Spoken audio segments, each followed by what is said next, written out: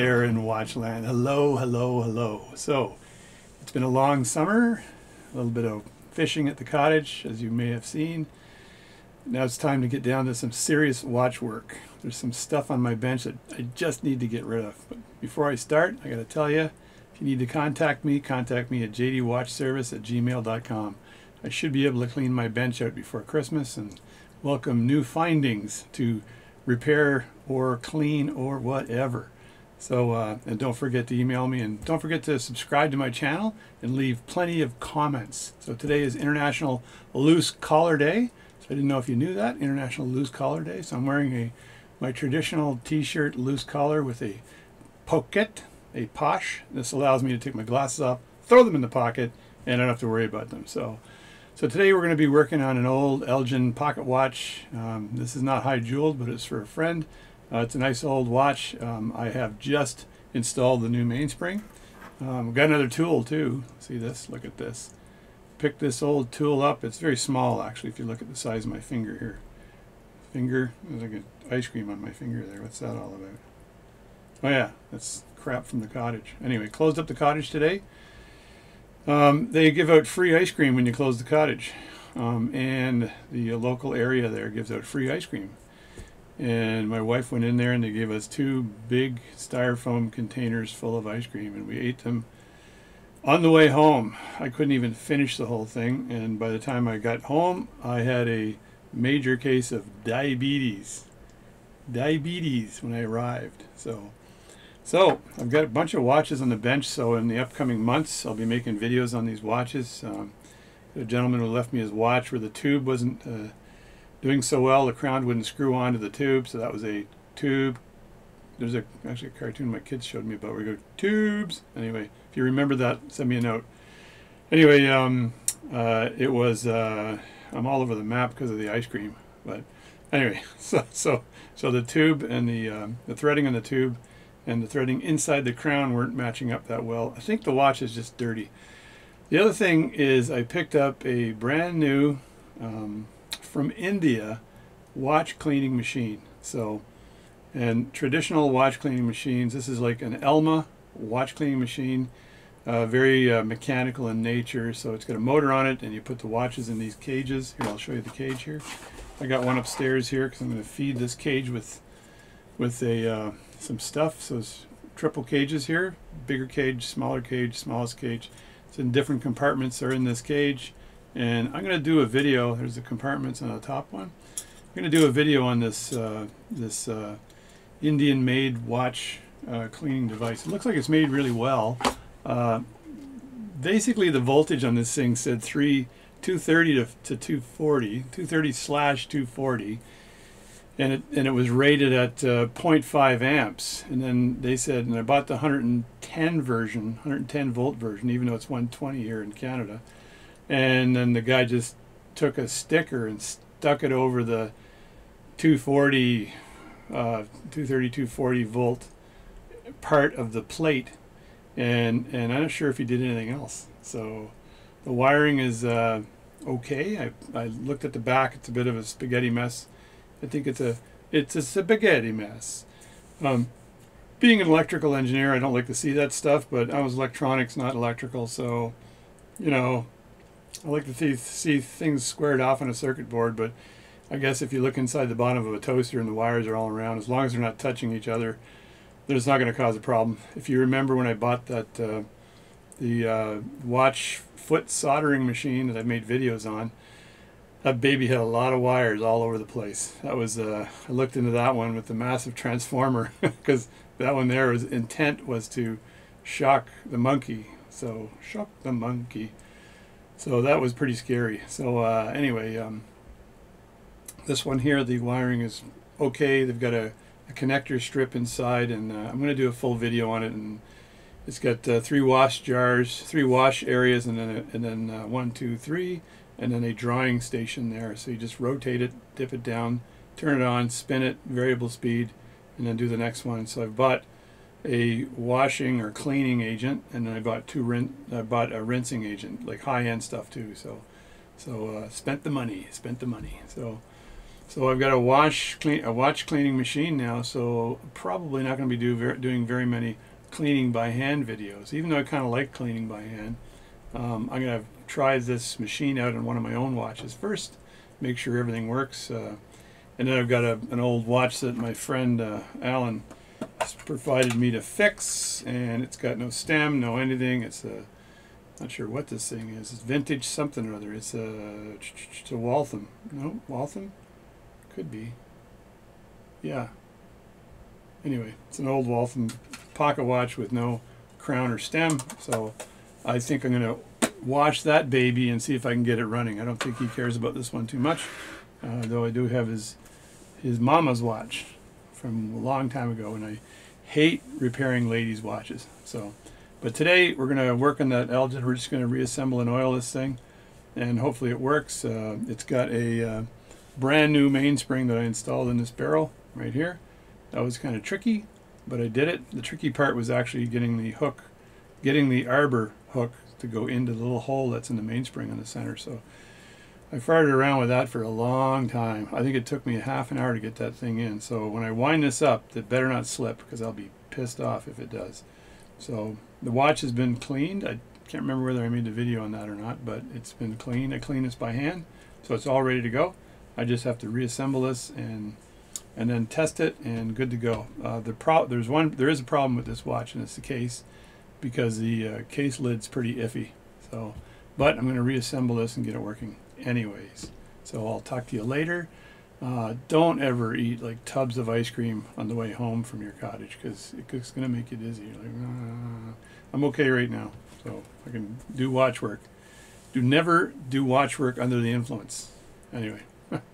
So, hope you like my videos, hope you like my channel. I'm going to keep pushing stuff out this winter, and then I'm good till about May, and then the cottage opens again. So, and then I've got to somehow figure out how to do watch work at the cottage. I'm not sure how I do that, but we'll try it out. So, see you later. Thanks for subscribing to my channel, and let's get at it and to it and to it and at it, because you got to get your attitude in. Oh, and another thing is I bought an amplifier.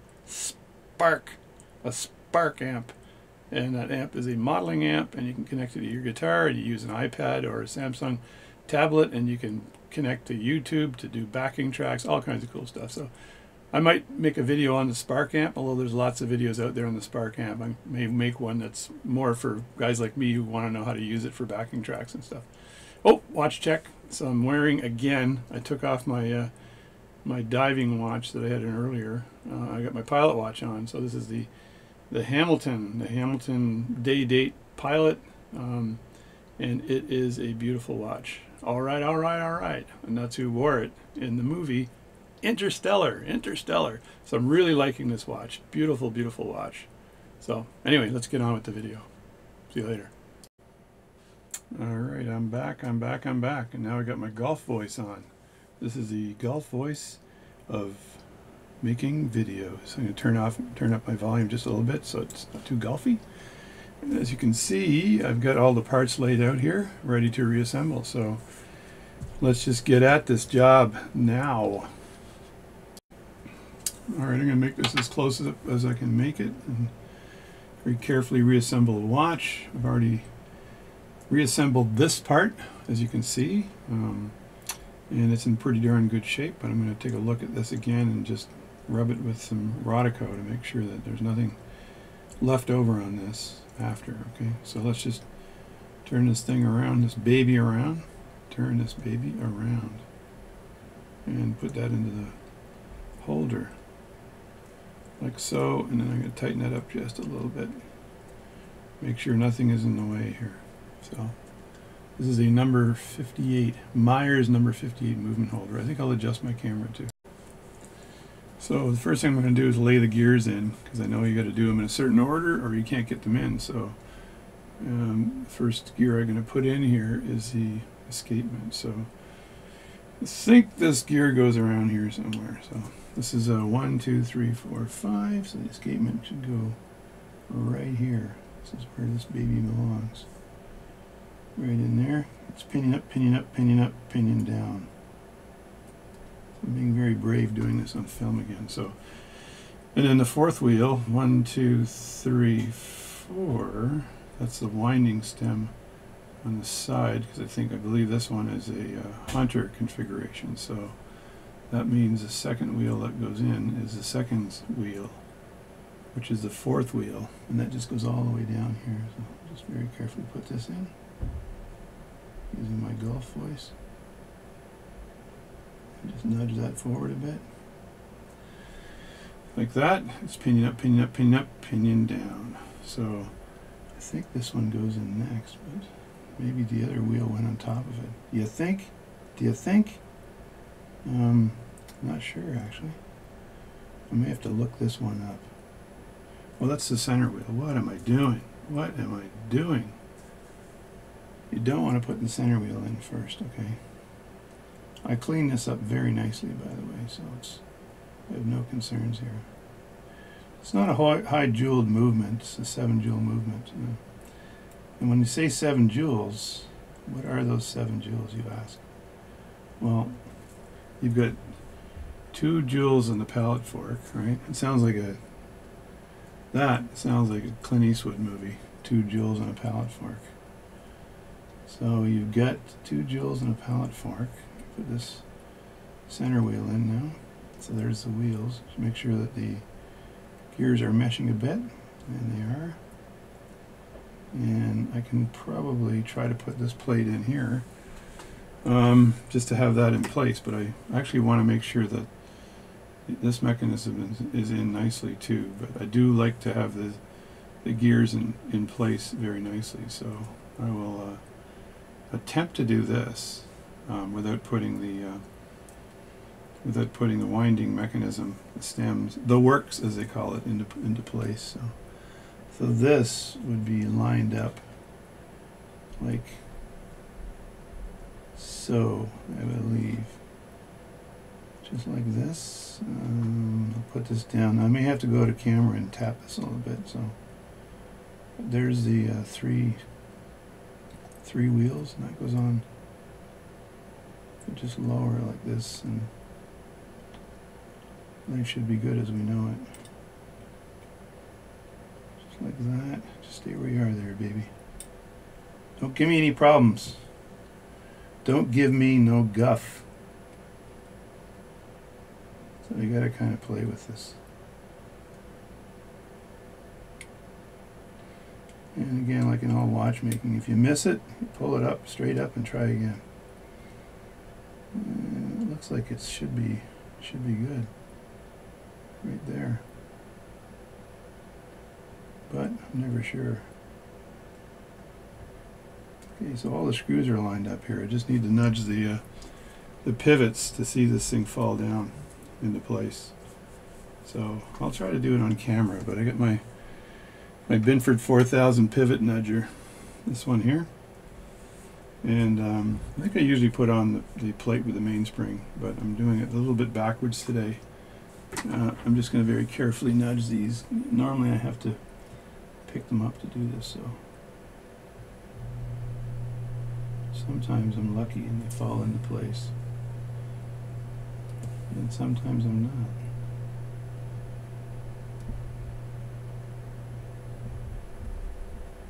You got to be really careful when you do this. I may have to pick this up. It's very hard to nudge it while you're not looking down, by the way. So if you're planning on doing this, one thing I do like to do as well is put the screws in place here, but not tighten them. That way the plate doesn't jump out on me. So I can probably just take these screws and throw them in here. Come on. Just make sure those, I'm taking another look to make sure those are the right screws. And just lightly put my finger down here while I'm doing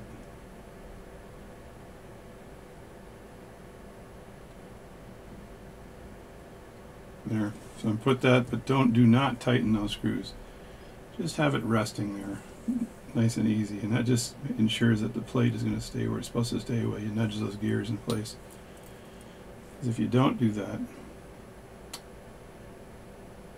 then there's a problem. There we go. I back them off just a bit so you can see there's no pressure there at all. Now I'm going to lift this up and just, you take your nudging device. I got this at a craft store, and you just go underneath and you look where the pivots are compared to the hole. And if you're lucky, the whole thing just falls in place. I'll try one more time, but it's tricky to do by not looking on the side part.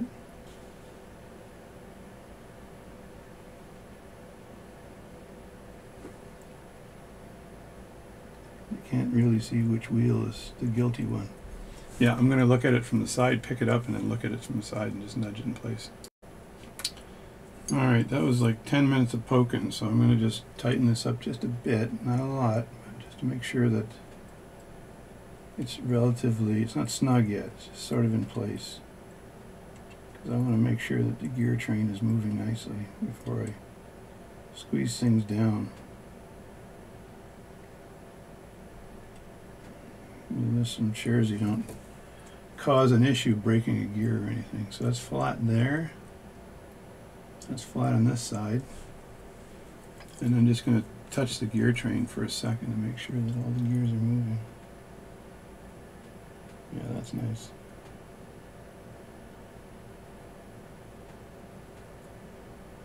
I can see all the pivots coming out of the hole here, so it's another thing you need to do is look through the top of the hole and make sure all the pivots are there. If you don't do that, then it's trouble in them there hills. Trouble, I tell you. Alright, the stem is broken down in a number of pieces. This is the piece up top where the winding stem goes into, right? So these two pieces are actually detachable, as you can see there. So that goes in like this, and then this goes in. It's square on the inside like that. Then this is there, and then there's a rim right after that. And that rim, that's the rim right here, as you can see, that little rim there. And then the crown wheel, and it goes all the way up to here. I think it's called the crown wheel. Crown wheel ratchet, maybe? So in like that. So I've got to place this back in the watch. And I need to oil this thing too. So, and this is a setting mechanism here that's tricky. So this would go, this is round. So the round end needs to be on this side, not the square end. I don't think it has to be on that side. So I got to make sure the round end is on the right side, not the square end. These are a pain in the butt, by the way. There we go. That's put together properly now. So that's reassembled properly. So that would just slip onto here. And I need to make sure it's flat and I get it through the other end as well. So, and I got to make sure there's nothing in here. I just saw a little tiny hair. What the hell is that doing in here? Before I do that, I'm going to put a little tiny bit of oil where these mechanisms are. So, got my oiler. I got my oiler. There's my oiler. So I'm going to take a little bit of this type of oil. The oilers. Make sure there's no screws or anything where I'm working, because that will screw that up. And grab my oiler here and just take a little tiny bit of oil and put that right here.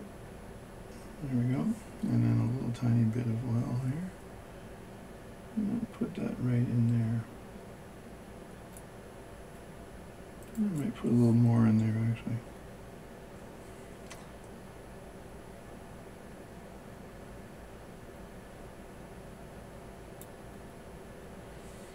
And while I'm at it, I might as well oil the gears here.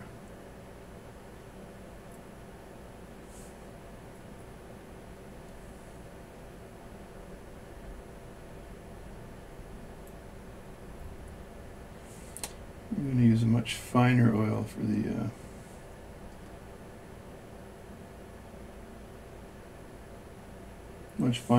the escapement.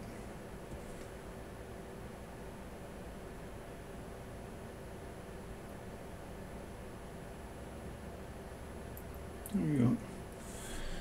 And never put too much oil in there, but you do have to have some oil.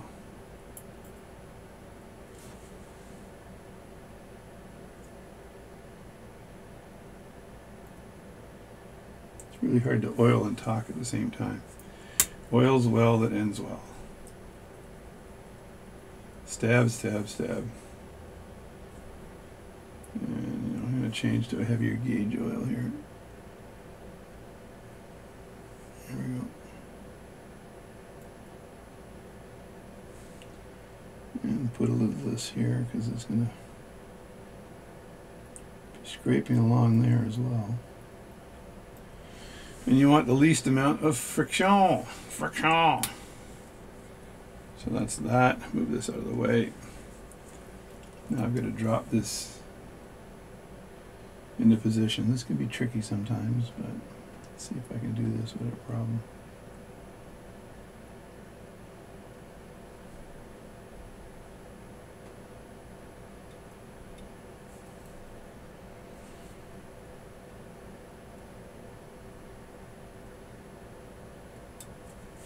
Tricky's not the word. Pain in the butt is the word. There we go.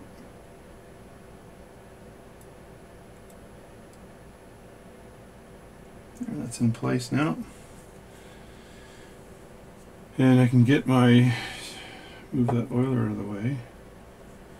And I'm going to put the mainspring in now. That would go. That would just slide right in there, I believe.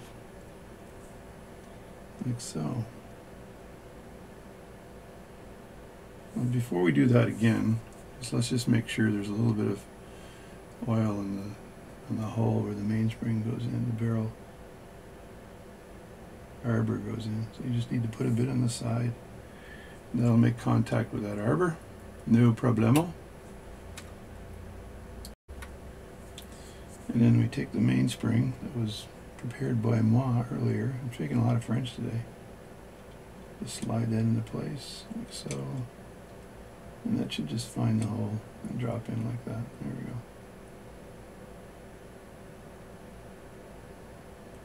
There we go. Now when I put that upper plate in, that's going to grab that mainspring. And I've already reassembled a bit of it, but I did that a while back. But before I put this in, I want to put a little bit of oil in there too. More oil, more oil, more oil, more oil. Bring my oiler over a little closer so you can see what I'm up to. So I just grab that, put a little bit of oil on the plate here. I can put it on the barrel arbor here, which might work better. And you only really have to put it on one side. I'll scrape the oiler to the other side as well. And while I'm here, I need to switch oils here. And I was using D5 oil before, and 90-10 for the fine parts. And there we go. So if you over oil, what you end up doing is it'll collect more dust, which you don't want, right? You do not want it to dust. So a little bit of oil goes a long way.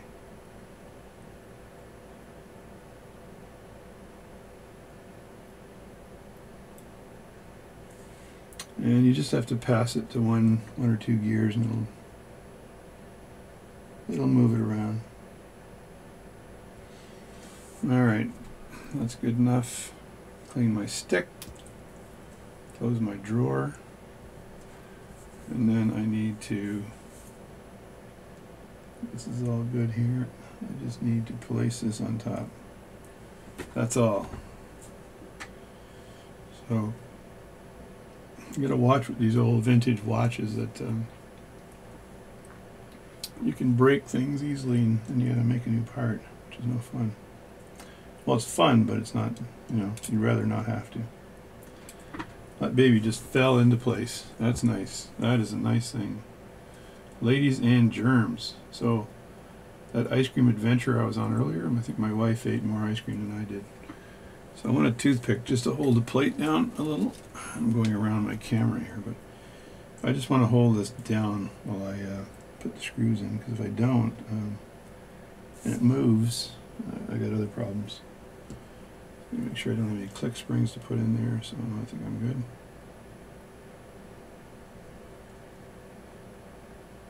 And again, don't tighten it all the way down until you're ready to rock. So just pick the screws up, rotate them around, and put them in place, like so. And what I do is I just tweak the barrel with a little bit of a toothpick or something, and then you can see if the wheels are moving. Doesn't take much of a tweak to see if the wheels are moving. You just have to barely touch it. Watchmaking can be extremely relaxing. It can be super frustrating. It's got all the emotions. It's kind of like a golf game. And you don't want to, I know when you're playing golf and you screw up a shot and you wish you hadn't have, then you can do a do-over. In watchmaking, if you screw something up, there's no real do-over. Just see if I got movement here. Yeah, it looks pretty good. And what I'll do is I'll run the gear train on this after. Make sure that's down nicely, yeah. I think I can tighten some of these up now.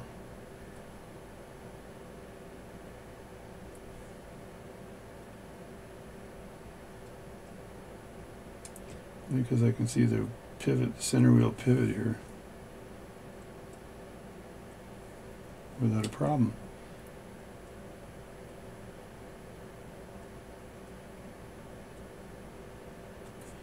Things are moving.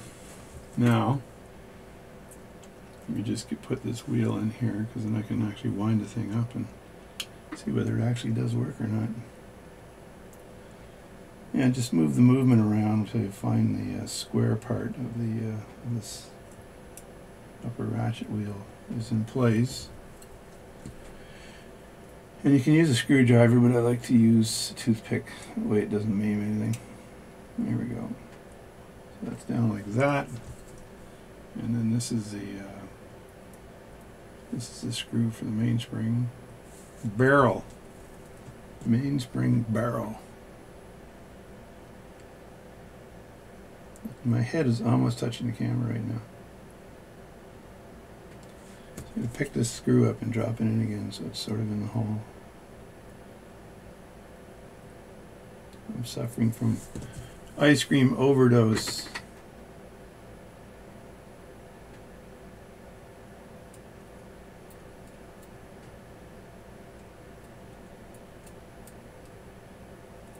Just backing the screw off so I can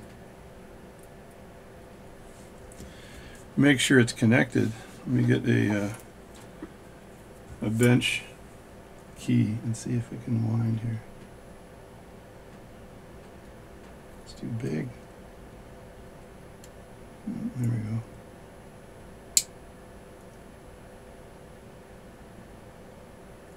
Not sure what I did there, but I don't think it's winding. I think I've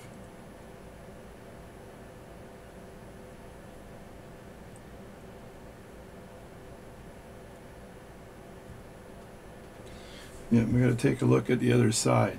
So let me just, I can see the wheel moving, which is nice. Like that.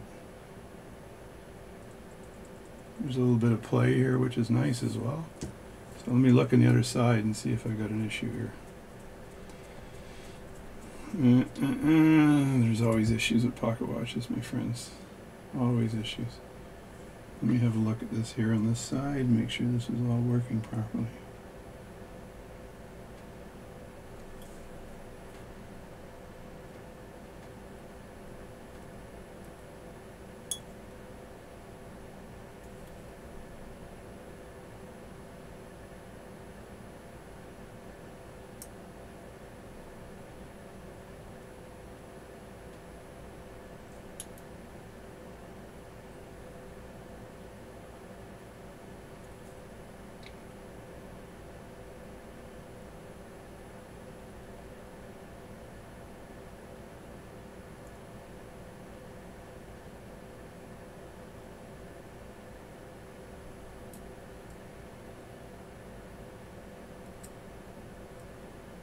Just checking this mechanism out to make sure this works. I gotta fart with it for a few minutes. Hang on.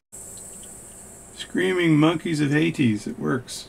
So if you look at this mechanism here, you wind this thing, it's you push it in like so, and then it moves the gears back, and then you're able to wind it, and then when you let go of it, it just pushes back like that, and then you're back in the business again.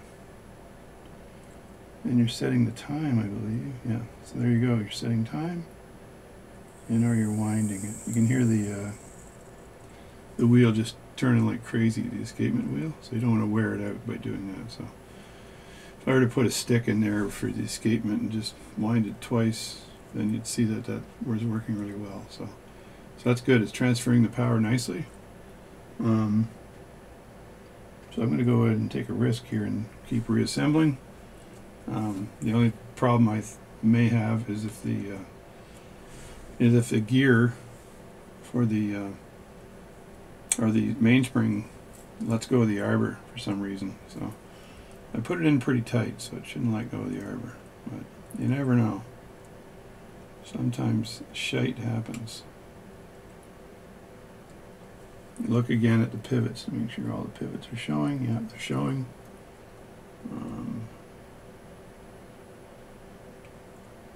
You can tighten this up, give it nice and snug. I pulled my back out the other day, just removing a. Basically, I was pulling the paddleboard out of the water, and lo and behold, I pulled my back out. So that's it there. So that's good. Now I just have to put in the pallet fork here. Before I put the pallet fork in, though, I'm just going to put a little tiny bit of this Mobius 9415 here on the pallet fork jewels. Just a bit. Look at the pallet fork here and see what we got here. Upside down or downside up. Oh, there we go. So it goes in like that. I think it does. Yeah, it goes in like this. And I just have to put a little tiny bit of oil in those pallet fork jewels. So I'm going to do that down here, and I'm just going to touch the end of those and then come right back. So when I was putting the oil in the pallet fork jewel, I saw the world's smallest little tiny piece of hair or cloth or something. So I want to make sure that that's off that pallet fork before this goes in.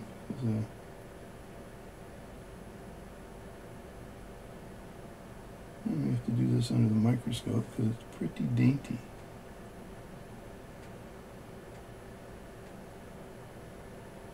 Oh, there, I got it. Alright, that's that. And then I will take the oil I have here, and I'm just going to touch the end of these jewels here just a bit. That's good enough. And then clean that off, get it out of the way, and then I'll put the pallet fork. The stuff is amazing, this 9415, so you put that through and it allows the feet of the escapement to flow nicely through the jewels of the pallet fork. And that's exactly what you want, right? So you don't want them to be jammed in there, so this is beautiful. And this goes in like this. So pallet forks can be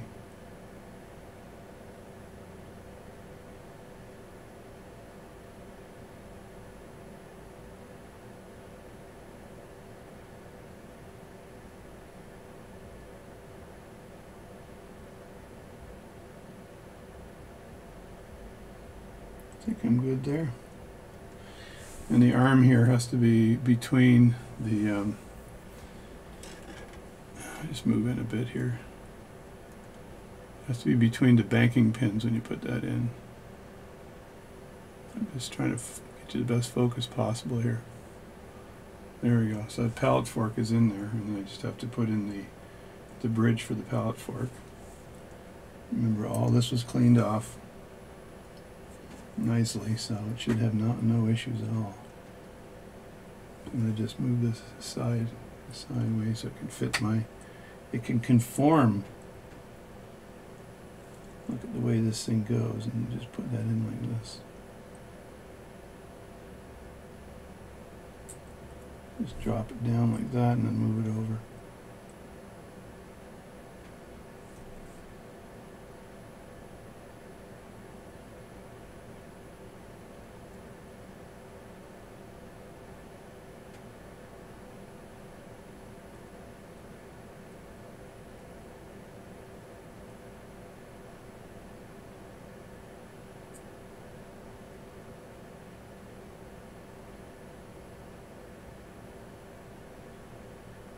I'm just going to lightly put that screw in because I need to adjust the pallet fork ever so slightly to put it in place.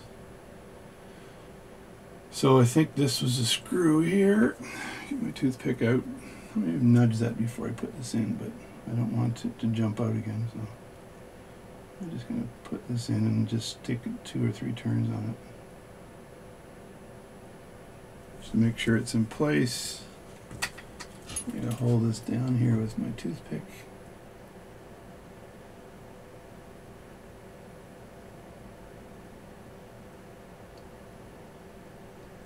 And not tighten it. So that's not tightened at all. And now I can take either take my tweezers maybe, and I'll move that around till it's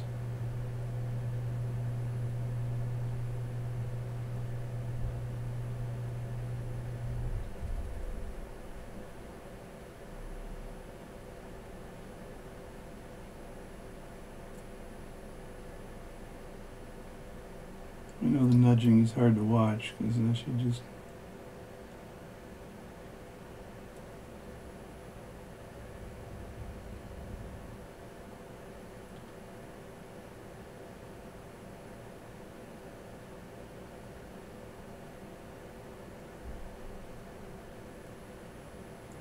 there we go.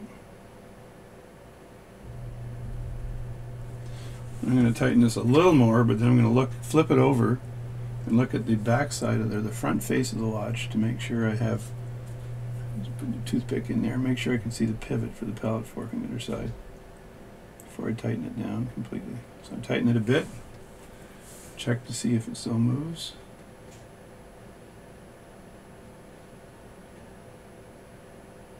Looks pretty good. Then I take the watch apart and I will look for the pivot on the other side. And there it is. So you can see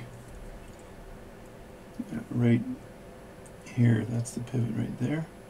These are the banking pins, right? And that's the escapement right there, right here. So I can see all the pivots sticking out nicely. So this is here for the seconds hand, so it's very nice. That's good. So now I can tighten this down.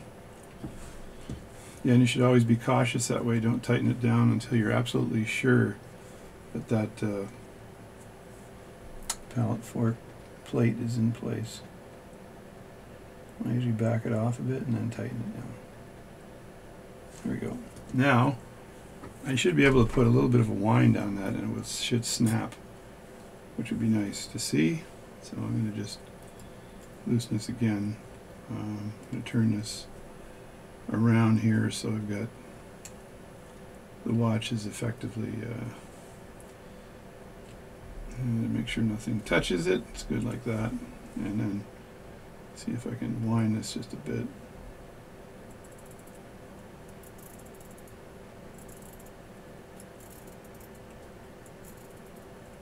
It's pretty good. And now when I touch that pallet fork, it should snap back and forth with any luck. So here we go.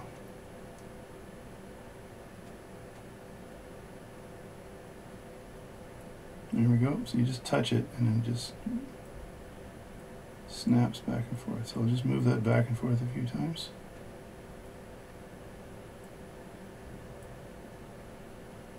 There we go. I've done all these jewels, but I have to put a little bit of oil in them too, as well. So I'm just going to put a little bit of 9110 in this lower jewel here.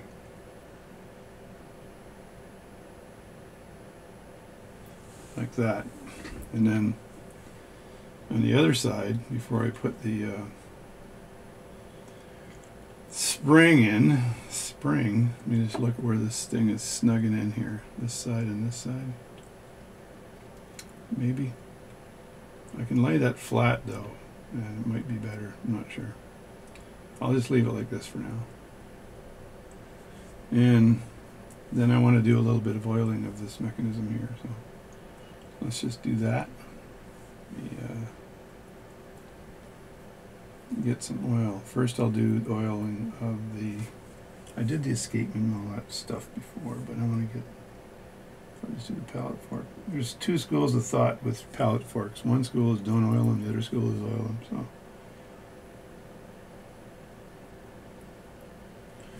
I'm obviously on the oil them school of thought.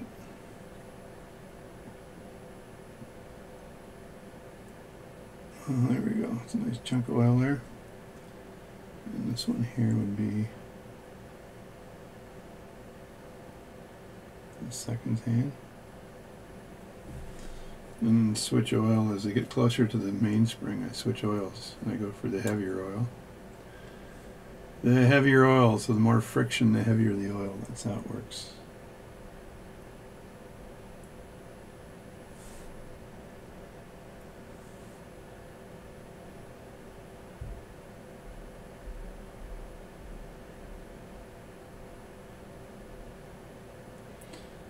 And again, oiling and tocking is not the preferred technique. So I'm switching oil. I'm going to D5 here for the for these mechanisms.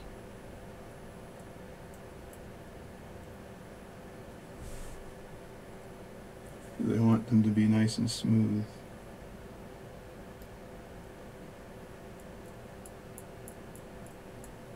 If I put too much D5 on, I can always take it off with Rodico. And right there. And then I want to make sure this slides back and forth nicely.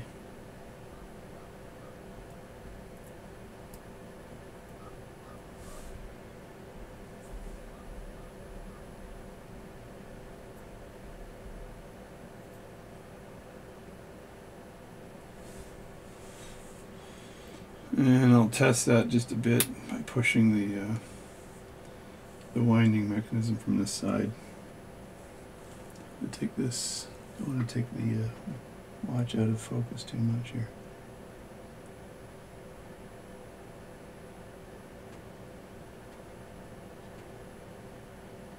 Trying to make sure it comes back.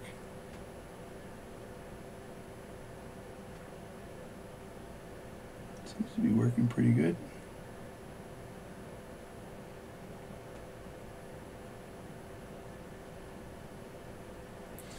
There's actually one more place I want to oil. And that's part of the setting of the winding setting mechanisms. And I wanted to oil on this side here. And the other side just a bit.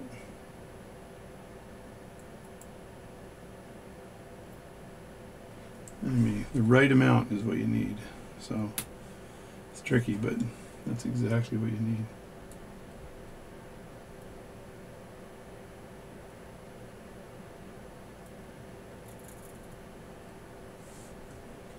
There we go. So that's good. So we'll cut off and we'll put the Canon pinion back on here. And I just don't cut off yet. I'll just see if I can slip that on nicely.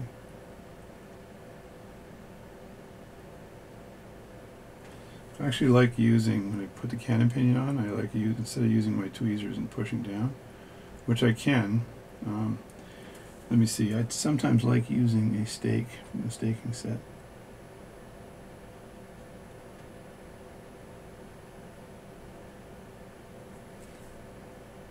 It's not all the way in yet, so it needs to go down a bit more. Oh, that's not bad. So that's in and level, so that's in there and it's leveled off very nicely.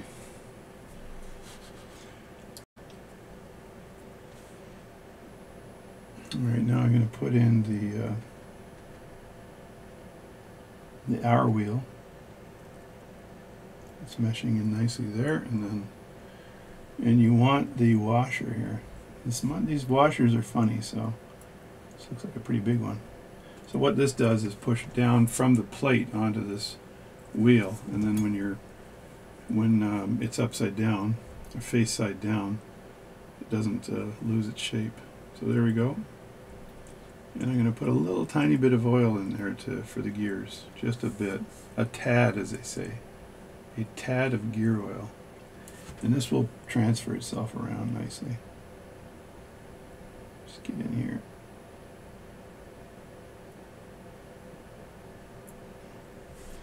One on one side and then a little bit on the other side here.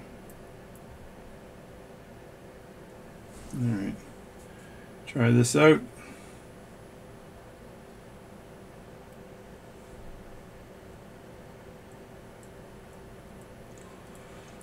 That's working well, and that would set the watch nicely. So I just need to now put the face back on. So that's something I can do, but it's very handsy when you put the face on. I'll just zoom out maybe and show you me doing it. Alright, so before I put the face on, I think I will put on the balance.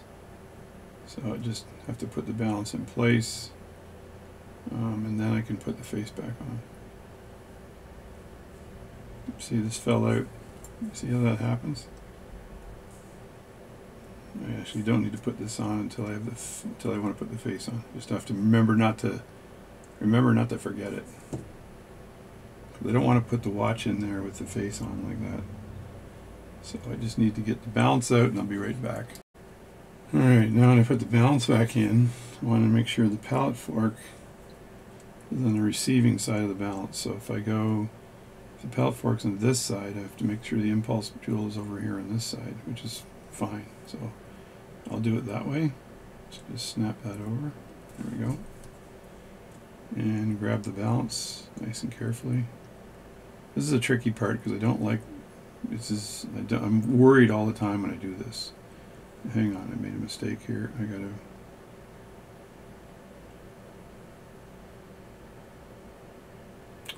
make sure this watch is inside the movement holder. It wasn't. And I'm going to move the whole darn thing this way, like that. Move it there so that you can receive the balance without getting interference. Go back to the 10-yard line. So you just pull that up like that, nice and easy. Get my holder out of the way. And I push the pallet fork that way, so I've got to enter the balance from this side. So let's see if I can do this successfully the first time. It's probably the hardest part about reassembling the watch, right? Because it's got to be absolutely perfect.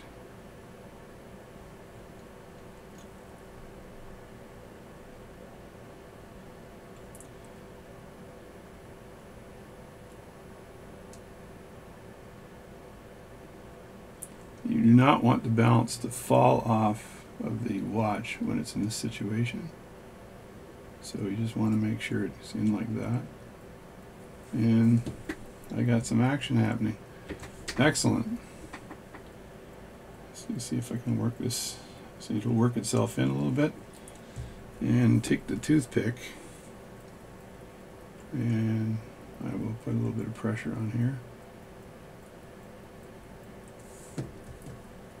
And just screw this down. Now this should not stop the balance. Hopefully I'm good today. I've had all kinds of different issues here with balances. There we go. That's nice and tight, and it is ticking. So, should I put everything back, or should I let it run for the night? Hard to say, hard to say. Hard to say. I think I'll put everything back. I want to I check this from the side like this to make sure it's free. There's no issue there at all. And then I check it upside down to make sure it still runs. And as you can see from the edge, it's still running upside down nicely, so there's no problem. So now, always be very mindful of where that balance is. Okay, so put the hour wheel back on. make sure it's tucked in nicely.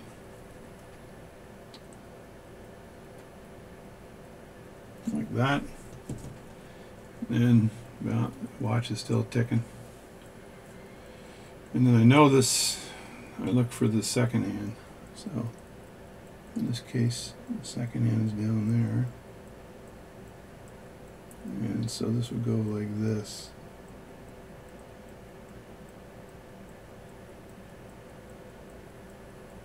Like that.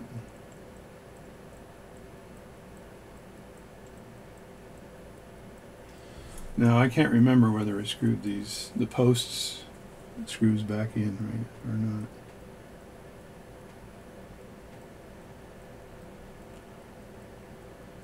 I probably did screw them back in.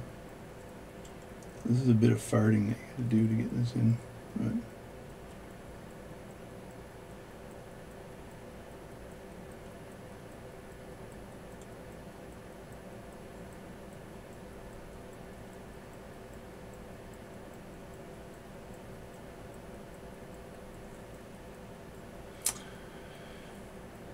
alright, I think I'll turn the camera off because this is pissing me off. Just don't want it to have this, I don't want anybody to think that I got it wrong. These things are fairly spread. It's kind of odd. So I think I'll just loosen all these posts up so they don't have, so I'm not struggling with it. There's one there. And that one is not going through, so that should be fine. Just take another turn off of it. And that one's not going through, and that one's not going through. So I should be able to push this face right down on the watch without a problem. Without a problem. But who knows, there could be with a problem.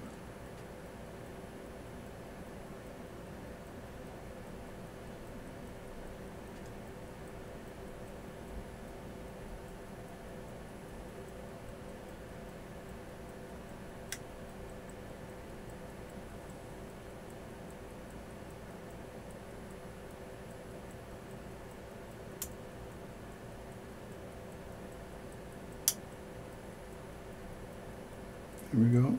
So all three are down now. I just have to tighten these screws for the dial feet. Basically, these tighten down on the dial feet.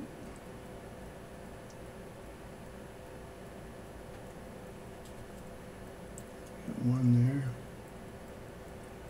and one here. And again, like I said, these tighten down on the dial feet. They don't have to be exceptionally tight, by the way, because if you make them too tight, they're not going to work properly.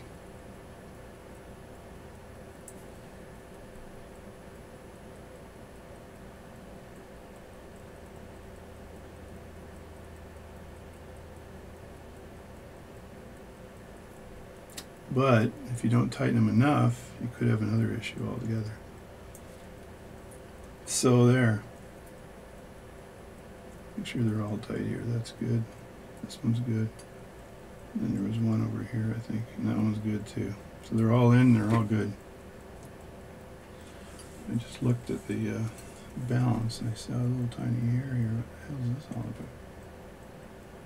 Maybe it's because when I rested it down, I gotta get. Oh, you guys are gonna be pissed at me because I don't have a clean piece of Rodico, but this is good enough to pick the hair up.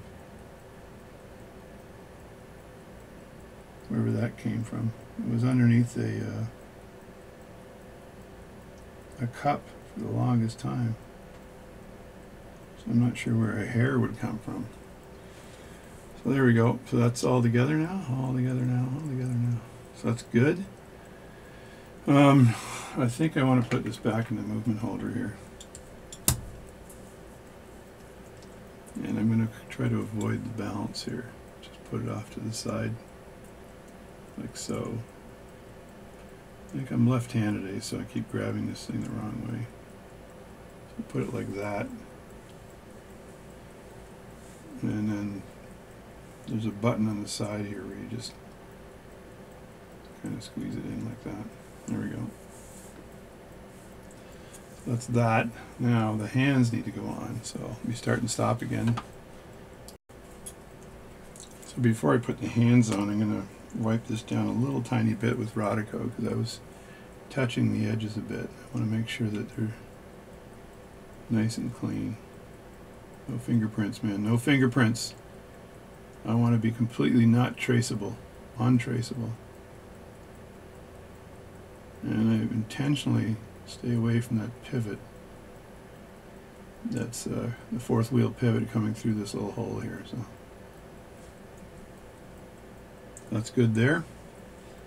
And now to put the hands on. So I'm using the conventional hand setter here. So I'm going to just move my camera sideways. Alright, the camera is officially sideways. And I've got to put the hands on. So don't worry about the second hand so much right away because it's you don't time the second hand on these old vintage pocket watches, but you want to put the hour hand on first and push down on it. And just make sure there's no Rodico at the bottom, just a tiny bit there. And then you place this on top like so. And I usually nudge this over just a bit until it sort of falls into place. And you can make it, I try to do it 12 o'clock right on the money when I initially start. But sometimes you can't do that. And you just have to make sure that the minute hand is kind of aligned where it would be if you missed the target on the hour hand. So this is pushed straight down.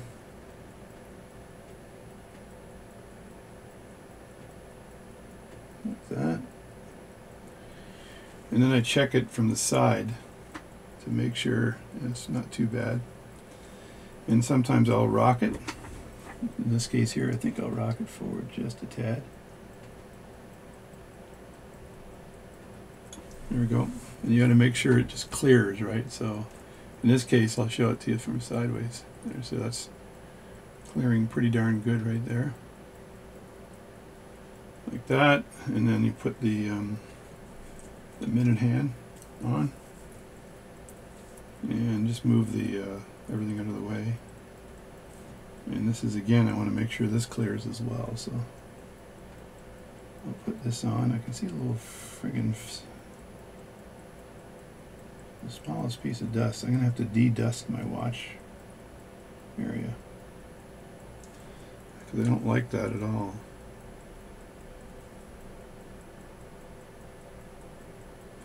Is that the right term? De-dust? So the hour hand has moved ever so much, ever so slightly.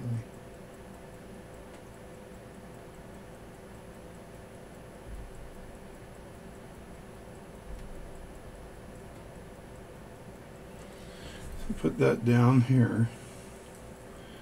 Now I don't think the hour hand has moved that much, so I'll just nudge this over to around here. Kind of like there is probably good enough.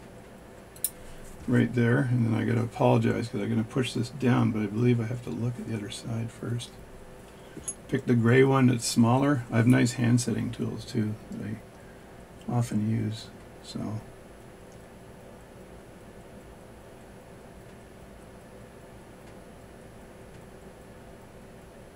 there we go. It doesn't take much pressure. Then I look at it from the side to see if I have any issues here.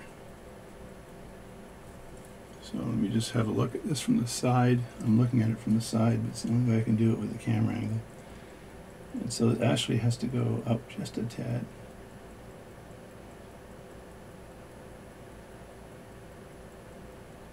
Like that.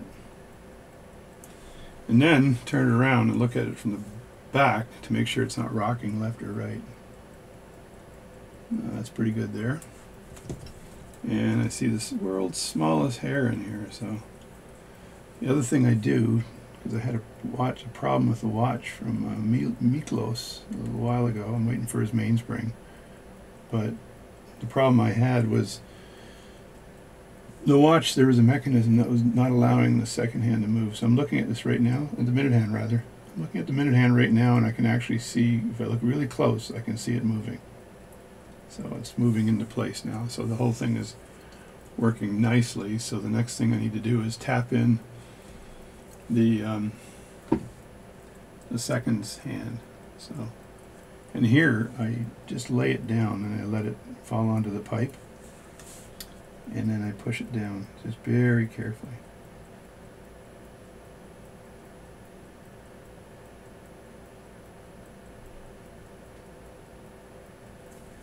And then I can take the back of the, there we go. Now I have to make sure that everything clears everything. So this is so important.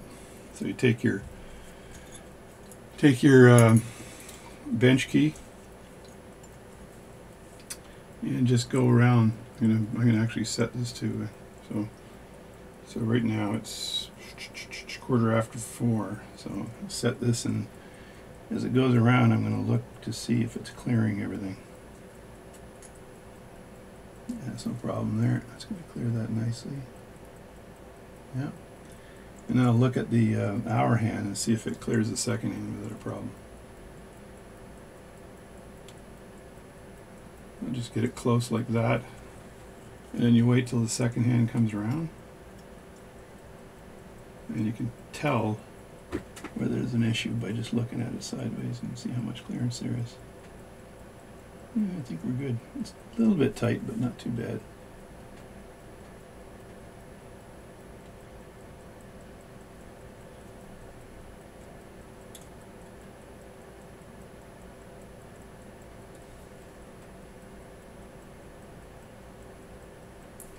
Yeah, that's pretty good. It's just getting underneath that hand. Get my own finger out of the way.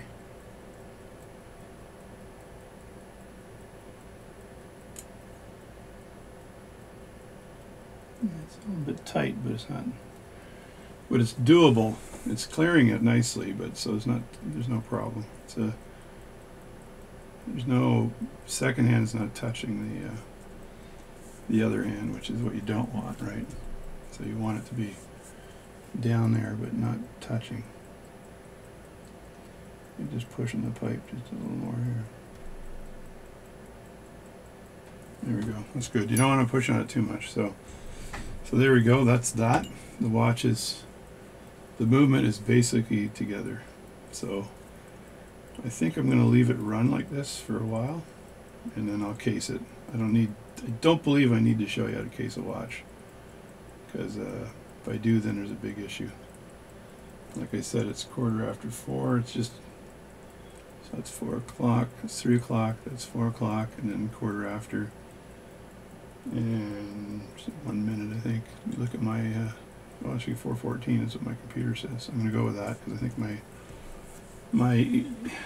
all right watch was running a little fast. Now you can look at that right now and just pay attention to right here, and you're going to see this move. If you look at it ever so carefully, you're going to see it's covering that area of the watch now. And so thing of beauty.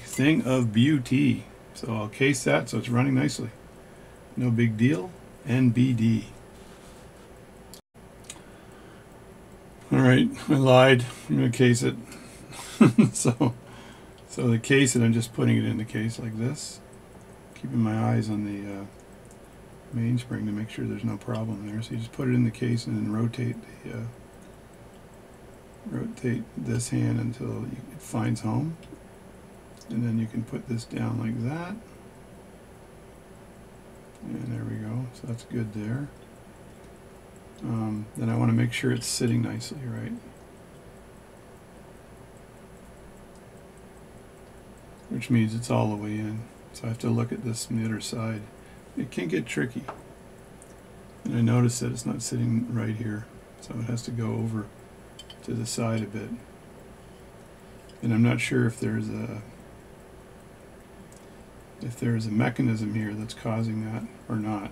So again, may have to fart with this again.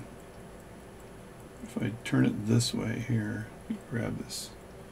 So you're going to get the hands out of the way, like that. Yeah, it's not all the way in. That was the problem.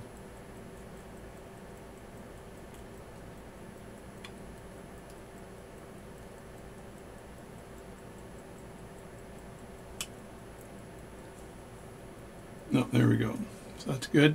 So just hold it in place like this, and then I'm going to flip it around and grab those case screws and put them in place while I'm holding it like this. The focus probably isn't on, so I apologize. But as they say in watch work, too bad. Now, one thing I don't like to do is I don't like to have my screwdriver at this angle when I'm doing this. I'd rather it be the lower angle. That way, if the screwdriver slips, it slips off the movement. It doesn't slip onto the movement. Because if it slips onto the movement, you're likely to scratch the movement, which is not a good thing.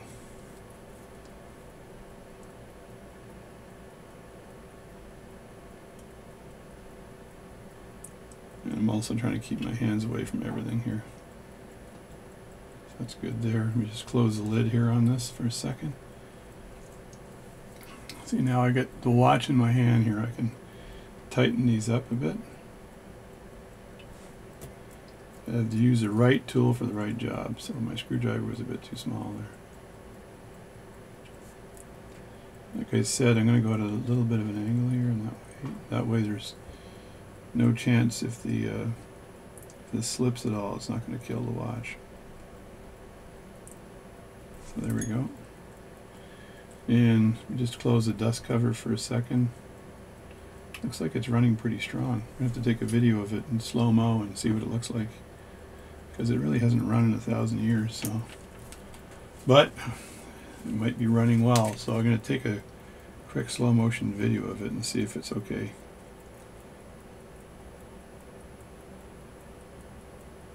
There, no talking when you're doing slow-mo, mister. And that is running 360-degree swing on it, which is pretty good. I didn't wind it up much, so it doesn't have much of a wind on it, which is good. I should be able to push down here and wind it like that.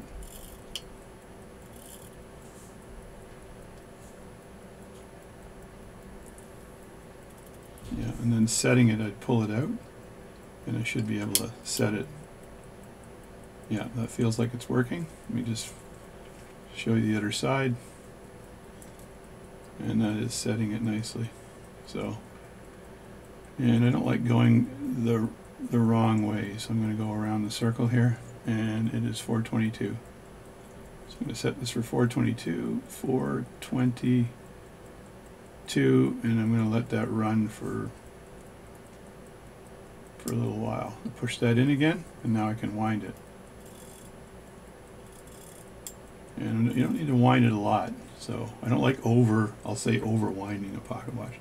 Now this case, I would get a new case for this, because that joint is terrible right now. It looks like it's cracked on both sides, and it's a beautiful little movement. So I would tend to want to get a new case for it. It's not closing properly either, and there's no way I can fix that, because this is split right here, split right here, and split right here. So the best thing for this would be to get another case for it, because it'll never be the same without another case. It'll always have the problem of lining up properly, and it doesn't. So the back snaps on probably nicely, but the front doesn't. Let me wipe this down a bit here.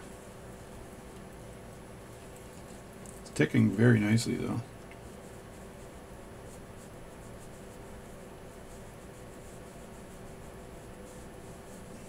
There we go. Let me have another look at this. Get the long fingernails happening. Yeah, it's ticking beautifully.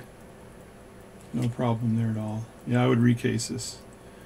The amount of money you'd spend to try to get this case fixed would not be worth it. I can close it up, close the back up, or close the dust cover and then close the back up. Because the back of the case seems to be fine. The front of the case is a hurting unit. That's all I'm telling you. And this watch also didn't have a bezel ring. and a crystal. So, and I can't add a bezel ring and a crystal without buying another case, because they would charge me probably the same amount for the bezel ring and a crystal. So I'll ask my friend Ian if he cares or not. It's kind of nice that it's working now, right? And he could probably just display it like this and try to keep the dust off of it, maybe. There, the back's closed now. Yeah, the front, that hinge is terrible. I'm not sure who worked on that, but it's terrible, terrible hinge. I don't know how I could fix that without significant investment. Looks like somebody just ripped the back of that hinge off.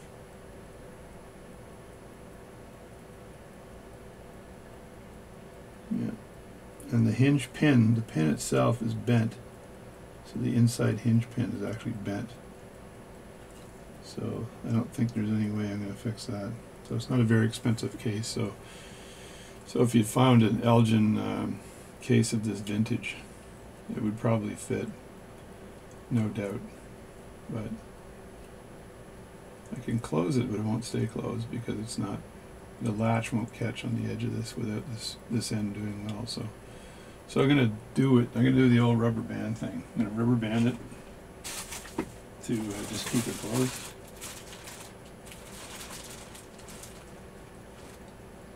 And just put a very loose rubber band on top, and that'll keep the dust off it.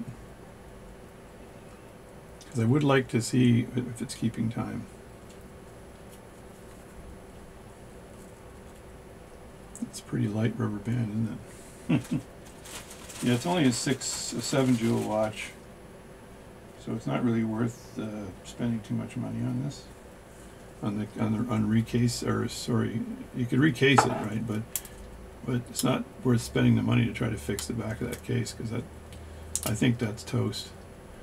I'll just leave it like this. So there we go. This is the Elgin 7 jewel pocket watch reassembly. So the movement's good to go. The movement's working well, no problems at all. The case is a hurting unit, but that's it. That's what you get in pocket watches and vintage. So I recommend for Ian to source a new case. I could look for him if he wants, and recase the watch so at least he has the movement. Now, depends how much the case costs, because you might just buy a brand new watch. But anyway, there you go.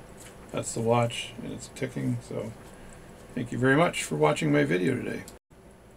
Alrighty then, so today I worked on the Elgin pocket watch, 7 jewel pocket watch. I just saw it a few seconds ago. I'm not going to take that apart. It's got a nice keychain here as well, but this case is toast. I looked at the pin is bent on this, and the metal on either side of that pin is split open, so there's no way that's going to be fixable, I don't think, right? So I'm just going to return this as a working pocket watch, and it does still work, so it's ticking away nicely. So it's keeping good time too, or not bad time. But I'll check that and I'll make sure it's regulated. It's regulated well, because I did a lot of work on this. It's got a brand new mainspring, and it's in good shape right now. The movement is anyway. But this case spring is toast. So in the back, that hinge rather. So I just put a C1A1 rubber band on the back, and you know, thank God for inventing rubber bands, right? And I'll give this back to the gentleman and let him know that he should be sourcing a new case. If you can find a new case that works for this movement, then fine. No issue at all. But you're taking a chance, because the stem size might not be right, or anything could be wrong. But it's recaseable. So if I owned it, I probably wouldn't spend much more time on it, but it means something to the gentleman. So there we go. That's the key fob on there, and I got some leftovers that I need to put away. Okay, it's messy. I'm a messy guy. So that's it for this watch. Thank you very much for watching my channel. It's jdwatchservice@gmail.com. If you're interested in me doing some work, I'm pretty much packed up until Christmas, so I think I got 2 weeks off at Christmas where I can get a lot of watches done, which is good. So I'm gonna get my backlog finished. I'm also going to make the video on the cleaning machine, so you can see how these cleaning machines actually work, because I think it's worthwhile. I looked all over for a good video on a cleaning machine. There were for a few, but not for this particular one. So I'll make the video on that, and then you can see how it's used and stuff. Anyway, thanks for watching, and I'll catch you later.